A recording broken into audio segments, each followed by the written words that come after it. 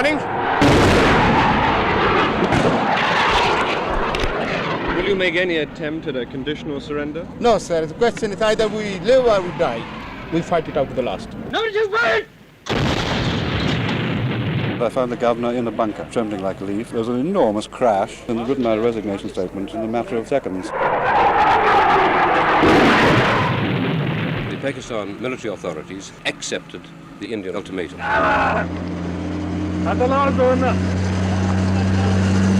So the defeated East Pakistan Army returns to Dhaka. Today is recorded as the end of East Pakistan.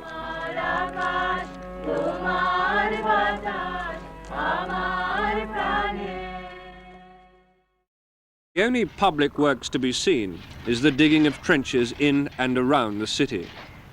Regulation, shape and depth to save 1.5 million people from possible Indian air attacks.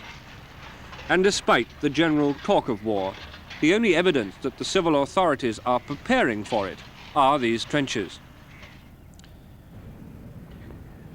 In order to remind people here that Indian infiltration is a reality, 6 Indian soldiers captured last week were presented to the Pakistani and international press. We were told they belonged to the Naga regiment and had been captured 2 miles inside Pakistan. We were told through a Pakistani interpreter that they were among 200 Indian troops on a search and destroy mission. In fact, the only search and destroy missions locally that have been successful have been those carried out by the Mukti Bahini, the East Bengali guerrillas. Last week, they blew up the government's Department of Film and Production, in effect, the government's propaganda department. The Mukti are operating now regularly within the city, more confident now that the army has thinned out. And purely as an act of terror, they blew up a school house. 22 children were injured here. There are between 80 and 100,000 Mukti Bahini operating within East Pakistan. And in the last few months, they have blown up 165 bridges, large and small, have damaged 5 cargo boats, including 1 British boat from Calcutta, have sunk a 1,600-ton jute barge, and have blown up a power substation. And they have committed, in Dhaka alone, 6 political assassinations every day. In order to fill the gap left by the army's evacuation to the border and to combat Mukti activities, the government has organized a paramilitary force called Razakars. The Razakars' main duties are roadblocks, often carried out with a great show of force, and sentry duties around the main government installations. Some recruits to the Razakars are students, but many come from the militant wing of the Muslim League, who were responsible for much of the murder and the burning of villages which followed March the 25th. They are all East Bengalis and are paid by the government direct. But no one knows just how loyal they would be to the government if that loyalty was ever under stress. In their last short war against India in September '65, Pakistan East and West fought as a united nation against their enemy across the border. But today, no one any longer takes that national solidarity for granted, in fact, quite the reverse. Because of Indian propaganda, because of what happened here in March and what happened afterwards, because it's India that is giving aid and comfort to the thousands of Mukti Bahini and has almost recognized an independent Bangladesh nation, because it's India that is burdened with the millions of East Bengali refugees, because of all this, India is beginning to succeed here in projecting an image as the friend of the people. Michael Nicholson, News at 10, Dhaka, East Pakistan. The first village we came to about a mile inside Pakistan was completely deserted.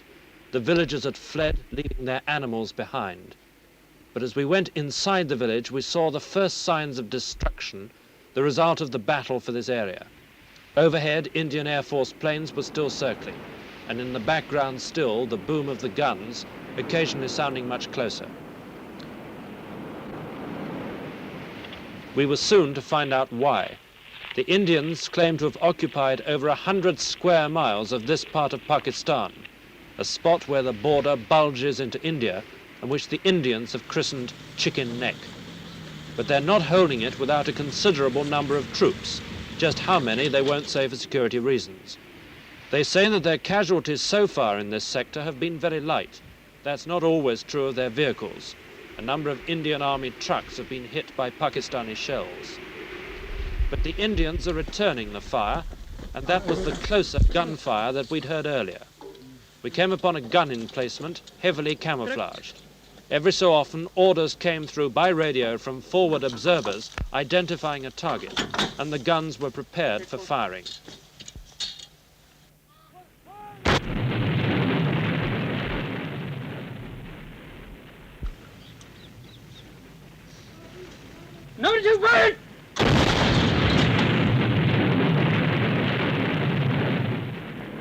While we were there, the Pakistani army did not return the fire, but the effects of their earlier bombardment were all too apparent.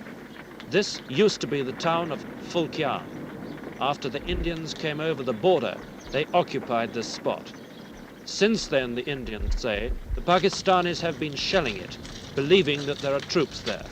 There were, but they've since been moved out. It looks as though the fighting here on this border is going to go on for a very considerable time yet. Michael Brunson, News at 10 miles inside West Pakistan.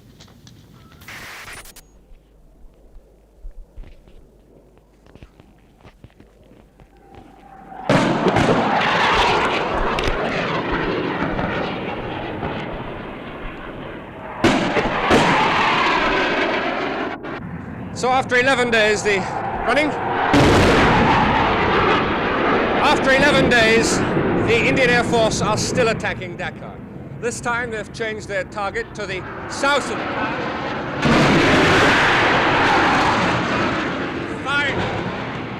Firing rockets at what we assume is a new army colony on the south of the town. The army may have moved their headquarters, and they're firing rockets.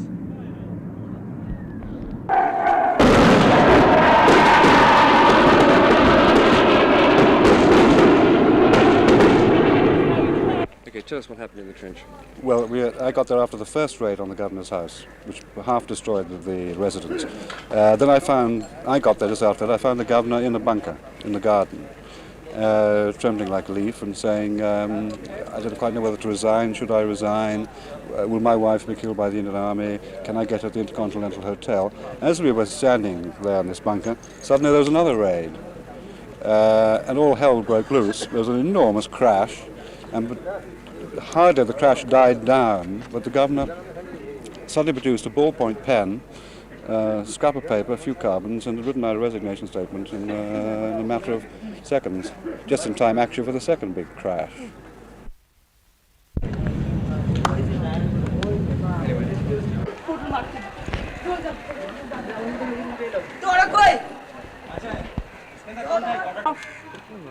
The feeling is that you don't have enough men here in the town to put up a big fight. Makes no difference. I never show my men. Will you make any attempt at a conditional surrender? No, sir. The question is either we live or we die. But some attempt has already been made in the past few days to come to some form of agreement. No, well, when I heard that, I told them what I felt about them. Which was? Well, that's between him and us. We stay here dead or alive. We fight it out to the last.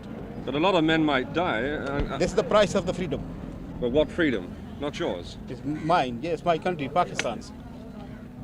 You still consider that you stand a fighting Pakistan chance will of... stay, yes, inshallah will stay. You're not being...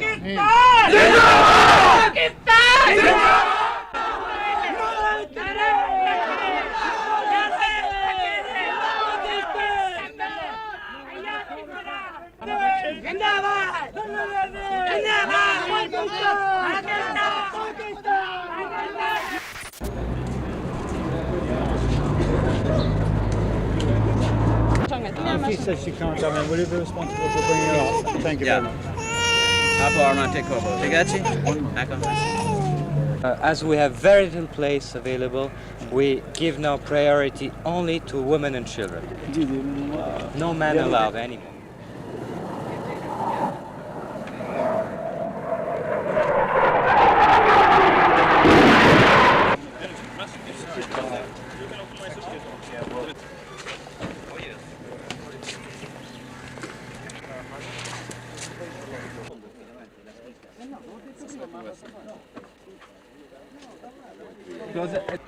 We went out to the cantonment, and there we met with General Farman, representing the Pakistan Army.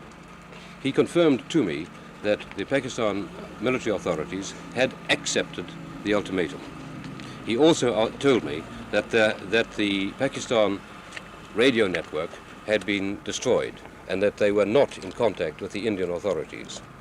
He then asked me to use the United Nations radio network to inform the Indians that the ultimatum had been accepted. I immediately got onto the radio, with this radio in fact, contacted my headquarters and asked them to transmit that to New Delhi. They did so immediately. Now you take mine. Give him a chair, give him a chair.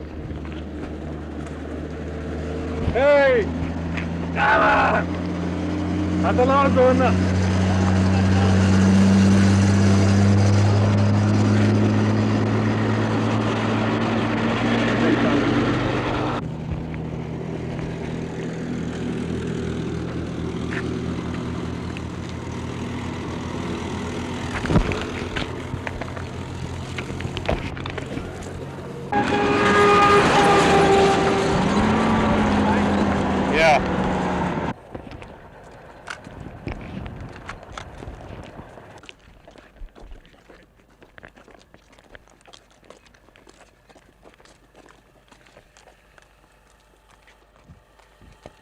So the defeated East Pakistan Army returns to Dhaka along the Tungi-Jaidapur road. Some miles behind them, no doubt, is the victorious Indian Army making its way to the capital. Today, Thursday, the 16th of December, is recorded as the end of East Pakistan. Michael Nicholson, News at 10, Dhaka, Bangladesh.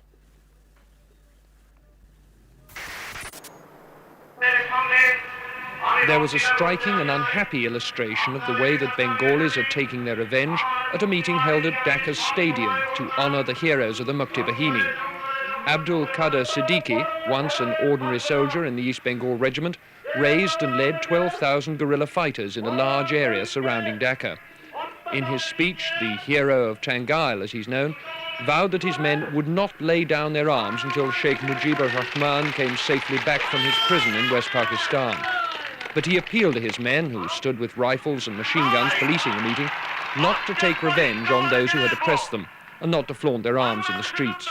As he spoke, 5 men, said to have been caught looting and abducting some women, were brought to the back of the rostrum. They were bound and beaten by Siddiqui's men. The violence didn't stop, and along with other television crews, the ITN team left the scene.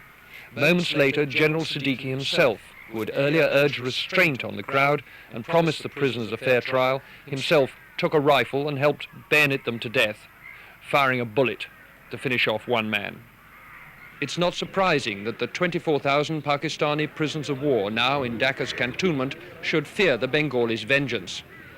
That's why, until now, they've been allowed to keep their weapons. The Indian Army was not certain it could protect them. But at last, at a formal ceremony, the officers of Pakistan's Army, Navy and Air Force laid down their arms. It was a somewhat theatrical event. General Gandharv Nagra assured the officers that they would be treated with the utmost correctness according to the Geneva Convention. We shall provide all protection and safety. No measures of reprisals would be taken. Free boarding, messing, medical facilities will be provided to you all and all your rank. Then, on the command of their own senior officer present, General Mohammad Jamshed, the leaders of Pakistan's defeated army laid their pistols, Sten guns and rifles on the grass in the final token of surrender.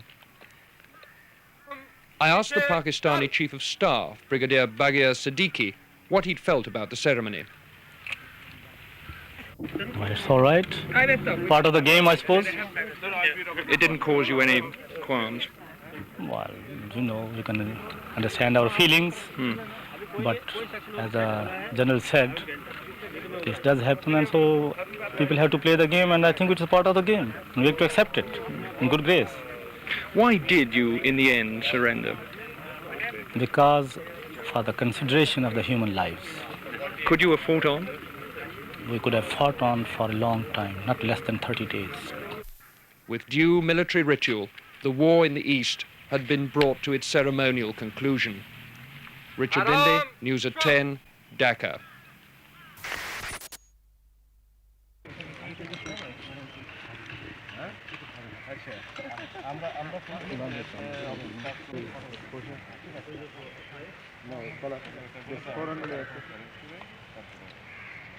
Those who took part in the war must be treated as war criminals under international law, war laws. Will you ask the Indian Army to release those men to you for trial? Certainly, Indian Army is acting in unison with our armed forces and under the authority of our acting president in Bangladesh. Therefore, they will have to act in unison with us. The Indian Army has got an authority to try anybody who was a citizen of this part even before 25th of March.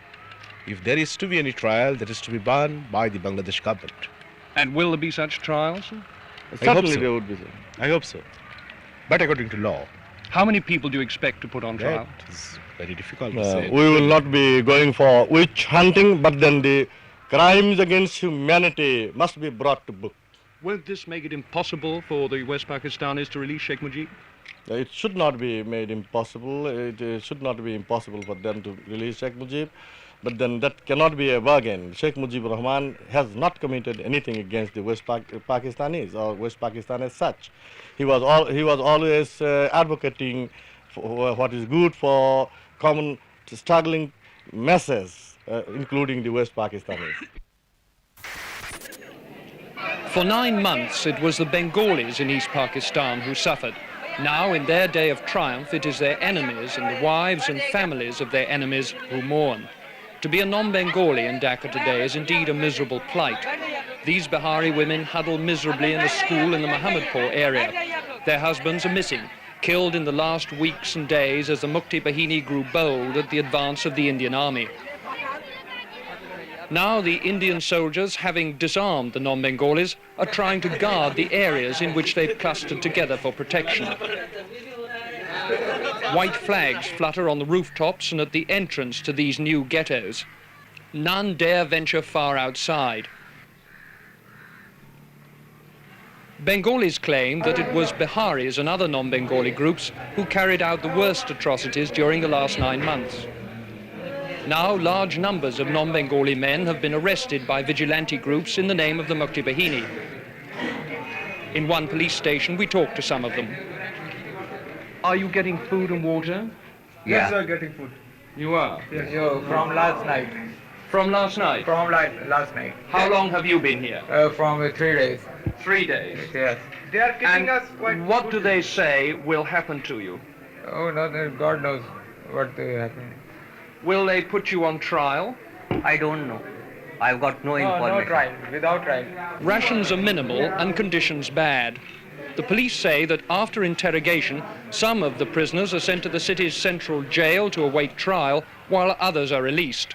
Like their menfolk, if they've been lucky enough to survive, families of West Pakistanis are being sent to the military cantonment to await ultimate repatriation to West Pakistan. For months, 10 million Bengalis fleeing from their homes in terror, fearful of the West Pakistani army and its allies, the non-Bengalis, have lived wretched lives in the refugee camps of India. Now, as the new nation of Bangladesh struggles into existence, it's the turn of those who helped oppress the Bengalis to suffer, to live in fear and misery. Richard Linde, Dhaka. Before the Indian Army can think about leaving Bangladesh, 93,000 Pakistani prisoners of war will have to be transported to India. 25,000 of them are here in the Dhaka cantonment getting ready to leave, guarded from possible Bengali vengeance by the men with whom less than a fortnight ago they were at war. The Indian Army's Chief of Staff, General Sam Manekshaw, who's been paying a 2-day visit to his troops in Dhaka, says that at the moment some 3,000 prisoners of war a day are being taken out of the country. He hoped that by the beginning of next month the daily average would be 10,000 and that in any case by the 15th of January all of them would be in Indian prisoner of war camps. By that date too, the General said, he would have reduced Indian armed forces here by 25,000. But they still can't all go home.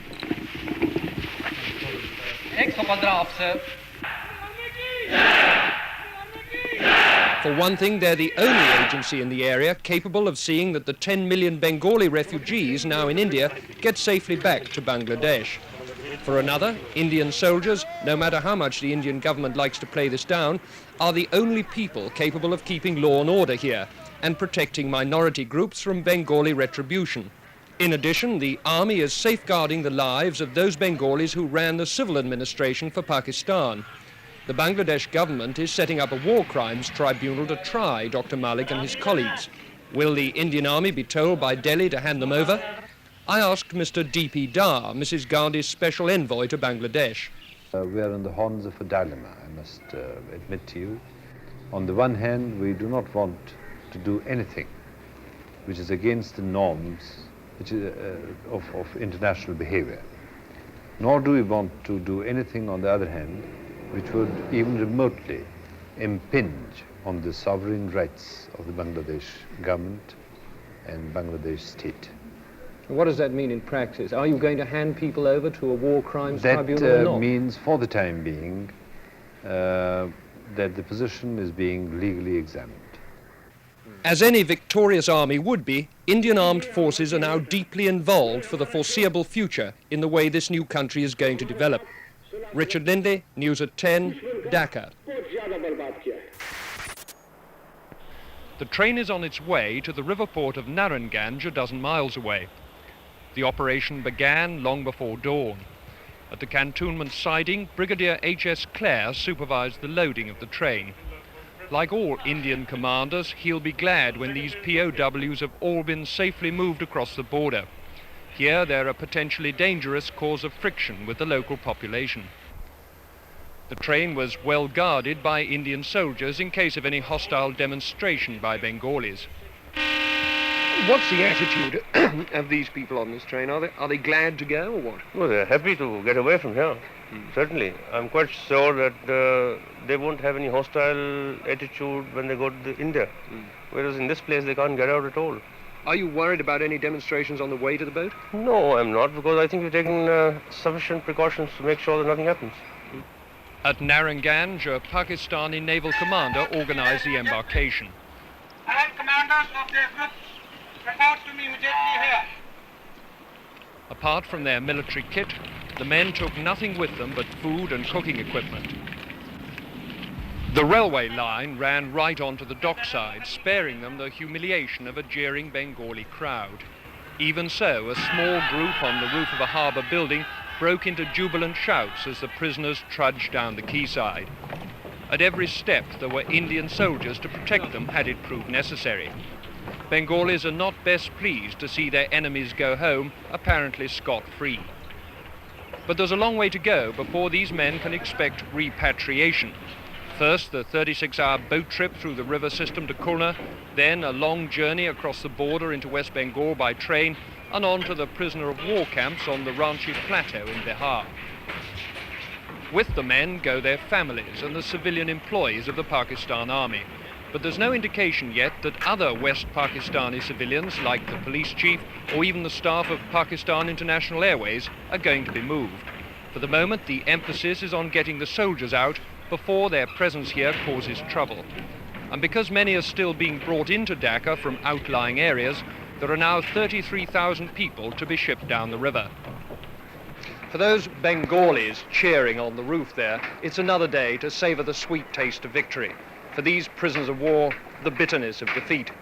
What lies ahead of these men is nothing but a tedious journey and the boredom of prison camp routine. But at least now, they've begun that long journey home. Richard Lindley, News at 10, Narayanganj. The rally was called to celebrate Mujib Day.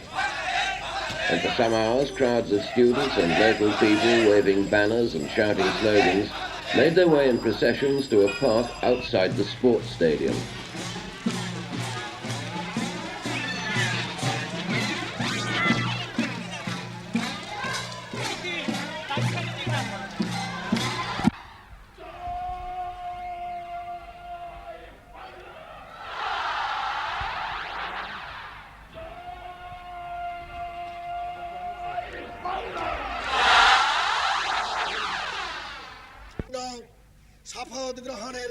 The Students' League president, Mr. Nur Alam Siddiqui, told them that when the Bangladesh flag was raised, Sheikh Mujib had asked whether they could stand by it.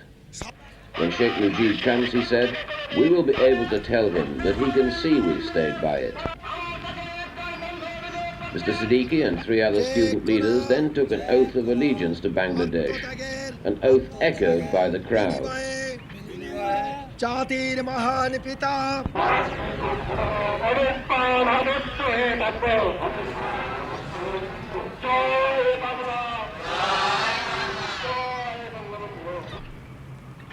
So far, little is known of the arrangements being made to welcome the Sheikh. All that seems certain is that he'll fly into the airport here for an official reception. But the unofficial reception will certainly touch off scenes unparalleled even in the history of this volatile city. Hundreds of thousands of people are expected to take to the streets, firing guns in the air and celebrating in a wild frenzy that diplomats here say will last at least a couple of days. And getting the city back to normal afterwards will take several days longer. Robert Southgate, News at 10, Dhaka.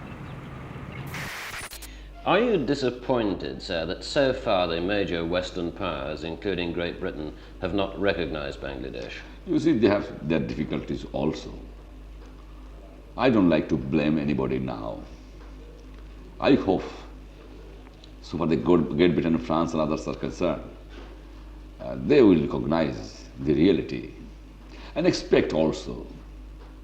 I mean, the United States of America, people of the United States of America, and other, the journalists, the men of reputations, the intellectuals, they understand the reality. And I'm sure it will be very big public pressure on Nixon government. Do you hope that your country will be in the Commonwealth? You see, this much I can say, I am not against the Commonwealth. If I get the recognition, then my government will consider it. I was talking to some of the student leaders this week, and they told me that they regard the Bangladesh Students' League as being the parent organization of the Awami League, and that they're in a position to influence or even control your policies. Students' body never interfere. They never interfere. The sister organization, no doubt about it. I'm the founder of the East Pakistan Student League also, and I'm sure, because they follow we follow each other's policies. They never try to influence on my point of view. I can influence them. Sir, at the time of the surrender, the Indian General Manek Shaw gave a pledge that the Pakistani soldiers and the civilians would be treated with respect under the terms of the Geneva Convention. They're doing it. I'm glad. That pledge will be honored, will it, sir? I'm glad they're doing it. They're doing it. Do you foresee any links in the future between Bangladesh and Pakistan? Let them recognize the reality first. Then I will give the reply. Can I ask you, sir, about foreign investment in Bangladesh? I'm thinking in particular about British tea and jute interests. Do you have any plans for these industries? I have not yet nationalized it. I have no intention for the time being. And finally, sir, when a few weeks ago it was suggested that Bangladesh would not accept any aid from America, is that still the case? I have not told it. Who told you these things? Now, this was said in the press before your return, sir. No, nobody has said that thing. Eastard have cleared it. And anybody wanted to give us help, we have no objection, but there will be no condition. The key tags at Dhaka's Intercontinental Hotel are shrinking these days. One by one, they're losing half an inch off the end. And it's the half inch that bears the name East Pakistan. For since Bangladesh was born, the people here have been doing all they can to rid themselves of the name the country once bore. All references to Pakistan have been painted out or covered up on official notices, shop signs and business houses. And it's not only the words that have vanished. On official letters, Bangladesh is overprinted. One tradition the Bengalis have inherited, both from the Indians and the British, is the over-liberal use of rubber stamps on a proliferation of forms and documents. And the rubber stamp manufacturers working out of small open shops like this have never had it so good. This is one place where Bangladesh is certainly making a mark. And if the rubber stamp is not yet to hand, the pen will do.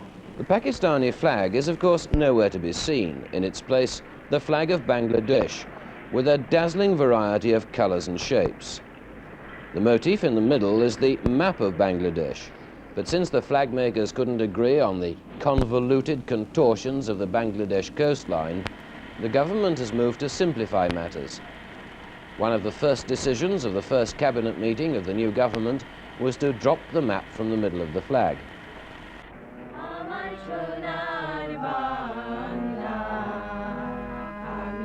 Another cabinet decision was that the national anthem should be a setting of a song by the Indian poet Rabindranath Tagore.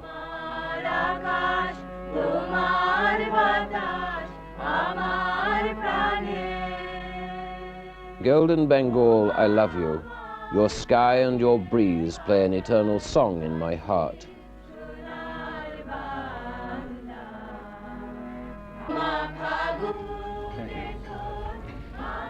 The name game is even being played in the hotel restaurants. This used to be called a Pakistani omelette. Overnight it became a Bengali omelette. Now, taking no chances at all, the menu describes it as a local omelette. Mind you, if you ask the chef, he'll tell you it's all the same. Actually, it's a Spanish omelette. Robert Southgate, News at 10, Dhaka. There's very little money left in the country. Millions of rupees were transferred to West Pakistan last year, and in the last 2 days of the war, the Pakistani army broke into the state banks and burned about £5 million worth of paper currency. Industry is at a halt. Paraffin needed for cooking and heating is very scarce, and huge queues form for any supply that becomes available. Communications have been heavily disrupted.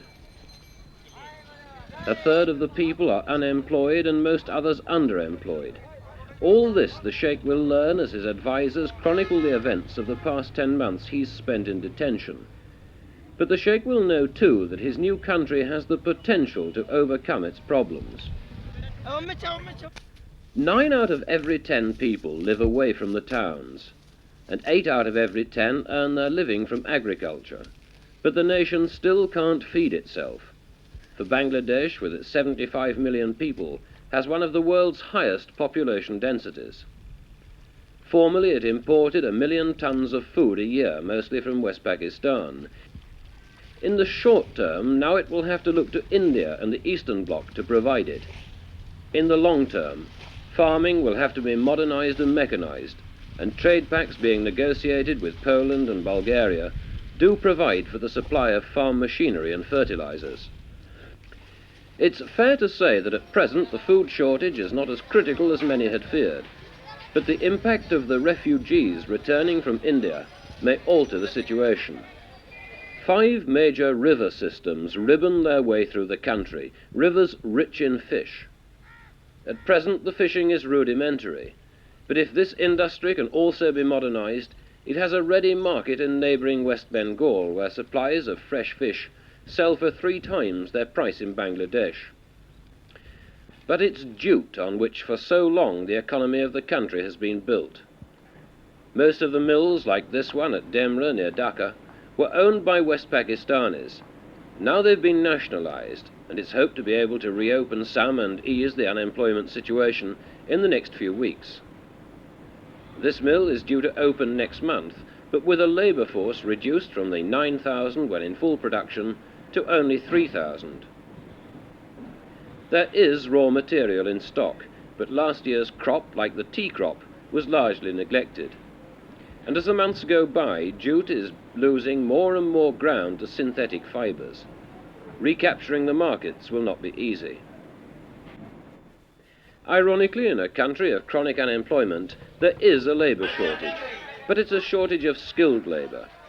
Many thousands of skilled workers are still serving in the Mukti Bahini guerrillas on peacekeeping missions. Many thousands of others lost their lives. But despite this, the nation's richest potential still lies in its people. They've shown the will to win the struggle for survival and the fight for independence. Given strong leadership, few can doubt that they also have the will to win the economic battle. Robert Southgate, News at 10, Dhaka.